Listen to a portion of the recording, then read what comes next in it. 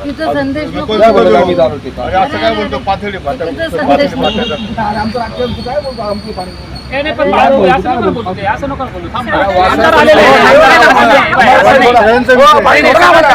सगळ्यांचा विषय येतो आपल्या पूर्ण अरे तुम्ही असं काय राजकारण करताय अरे त्यांचा काय दोष नाही आता येत आहेत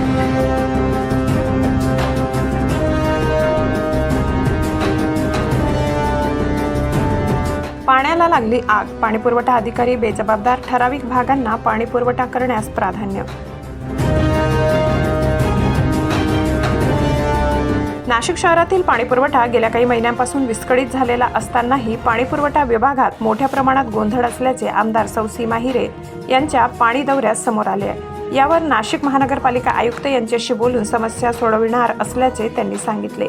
नाशिक पश्चिम मतदारसंघातील वासननगर, पाथर्डी फाटा, इंदिरानगर व सिडको या परिसरात पाण्याची समस्या दिवसेंदिवस वाढत असल्याने आमदार सौ सीमा हिरे व लोकप्रतिनिधी सकाळी 5 वाजेपासून विविध ठिकाणी जाऊन पाणीपुरवठा आढावा घेत होते. पाणीपुरवठा अधिकाऱ्यांचा ढिसाळ कारभार पाहता माजी नगरसेवक सौ पुष्पाताई आव्हाड व भगवान नाना दोंदे यांनी पाथर्डी फाटा येथील पाण्याचा पुरवठा तात्पुरता बंद करून आंदोलन केले.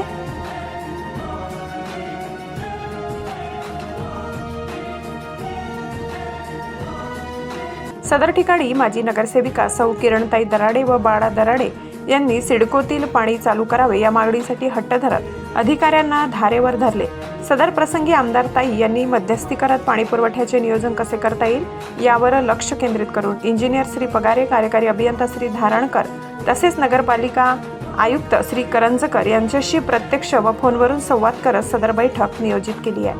परंतु विस्कळीत पाणीपुरवठा व ठराविक भागांना पाण्यासाठी देण्यात येणारे प्राधान्य यावरून माजी नगरसेवकांमध्ये वाद होण्यास अधिकारी कारणीभूत असल्याची चर्चा सामान्य नागरिकांमध्ये होती.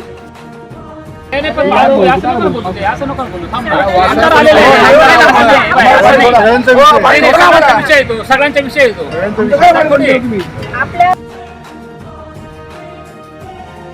नाशिक परिसरातील पाण्याची धरणे तुडुंब भरलेली असताना नाशिक शहरात पाणी समस्या ही कृत्रिम पद्धतीने तयार केली जात असल्याचे नागरिकांमध्ये चर्चा होती. सदर प्रसंगी माजी नगरसेवक अमोल जाधव, भाजपा पदाधिकारी साहेबराव आव्हाड, राम बडगुजर, गणेश ठाकूर, सामाजिक कार्यकर्ते दर्शन लड्डा, गणेश जोशी व परिसरातील नागरिक देखील उपस्थित होते.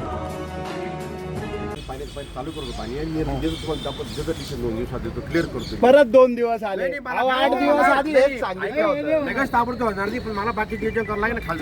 तुम्ही विचार करा, सगळ्यांचा करा, करायलाच पाहिजे. सगळ्यांमध्ये आम्ही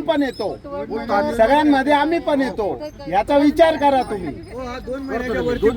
कधी मी काय म्हणतो, 13 तारखेपासून 2 दिवस यांचे सुधाकर भाऊ आले, तुम्ही पळून गेले जागेवरनं. वासन नगरला फोन नाही उचलले. अग्रवाल साहेबांनी सांगितलं, तुम्ही काय बोलता, व्हिडिओ कॉन्फरन्सवर ऑनलाईन सांगितलं. सुधाकर भाऊंनी फोन केला, तुमच्यामुळे त्यांची नाचक्की झाली. माहिती आहे तुम्हाला, उत्तर नाही देता आलं त्यांना. चुकीचं उत्तर तुम्ही तुमच्या लोकांनी दिलं त्यांना. सगळ्यांच्या झालं ना, तुमच्या एकामुळे लोकप्रतिनिधी मध्ये भांडण होऊ राहिले. काय रोल घेऊ राहिले तुम्ही, काय आदर्श ठेवाल तुम्ही अधिकारी म्हणून? बोलत नाही तर जास्त झालं पगारे साहेब, झालंच ना. आजी माझी नगरसेवक भांडू राहिले, आमदार भांडू राहिले.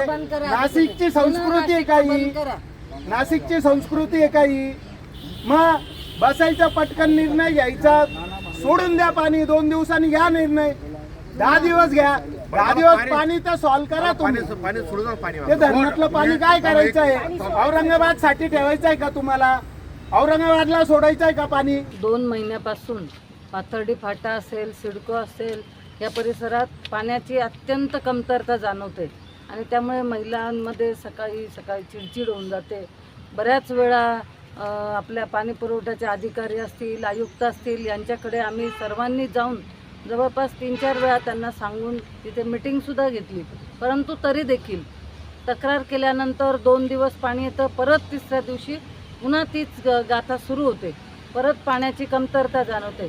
त्यामुळे गेल्या 1.5-2 महिन्यापासून बायकांनी हंडा मोर्चा काढला असेल, आंदोलनं केले असेल, परंतु हे डिम्म प्रशासन कुठलीही कारवाई करत नाही आणि प्रचंड रोषाला सगळ्या लोकप्रतिनिधींना, कार्यकर्त्यांना जावं लागतंय. त्यांच्याकडे आज सर्वसामान्य नागरिकांना हा त्रास झाल्यामुळे ते सतत लोकप्रतिनिधी असतील, आम्हाला असतील, कार्यकर्त्यांना असतील फोन करतात की पाण्यासाठी काय करता येईल, पाण्यासाठी काहीतरी करा, असं सतत वारंवार आम्हाला विचारणा होती. याकरता आम्ही सगळ्यांनी मिळून आज विल्लोळी टाकीवर आधी आम्ही गेलो. तिथे पाणी पुरवठा किती जातो तो आधी तपासला. तिथे पूर्णपणे कॉम्प्युटराईज आहे.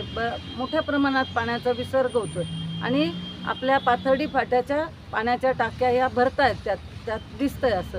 परंतु तरी देखील आता आम्ही पाथर्डी फाट्यावर इथे आलेलो आहोत. इथल्या पण टाक्या चेक केल्या. आज आम्ही आंदोलन केलं आहे, पूर्ण पाणी पुरवठा बंद केला आहे, जेणेकरून अधिकारी खडबडून जागे होतील. इथे सकाळी आल्यानंतर सगळ्यांनी फोन लावले, अजूनही त्यांचे फोन उचलले जात नाही, लागत नाही, कॉलबॅक होत नाही. आणि त्यामुळे आज आम्ही इथले सगळे वॉल बंद केलेले, जेणेकरून पूर्ण इथला जो परिसर आहे या वॉलवरचा सगळ्यांना कुठेही पाणी जाणार नाही. जेव्हा त्यांना कुठून फोन जातील तेव्हा ते खडबडून जागे होतील आणि मग इथे विचारणा करतील.